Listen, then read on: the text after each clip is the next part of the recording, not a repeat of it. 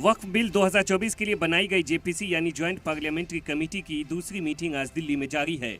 22 अगस्त को 31 रुकनी जेपीसी की पहली मीटिंग हुई थी। इसमें जेपीसी के चेयरमैन जगदम्बिका पाल ने बताया था कि बिल पर गौर करने के दौरान सभी 44 अमेंडमेंट्स पर चर्चा होगी। सभी हिस्सेदारों की बात सुनी जाएगी। मुस्लिम जानकारों से भी राय ली जाएगी।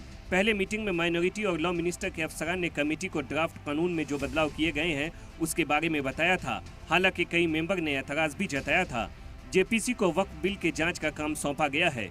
इस बीच जगदम्बिका पाल की सदारत में कमेटी ने आम तौर पर अवाम और एनजीओज, माहिरीन, स्टेक होल्डर्स और इंस्टीट्यूट से मेमोरेंडम और सुझाव मांगे हैं, जिसके लिए अवाम, एनजीओज, माहिरीन, स्टेक होल्डर्स, इंस्टीट्यूट दे सकते हैं memorandum.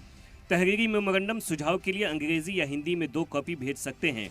Joint secretary JM, Lok Sabha secretariat, room number 440, संसदीय सौंध, नई दिल्ली 11001 में भेजें। टेलीफोन 230-34440, 230-3528, फैक्स नंबर 230-17709 को भेज सकते हैं।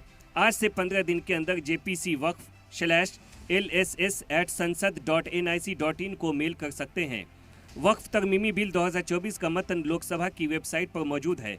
कमेटी को पेश किए गए मेमोरेंडम सुझाव कमेटी के दस्तावेज का हिस्सा होंगे।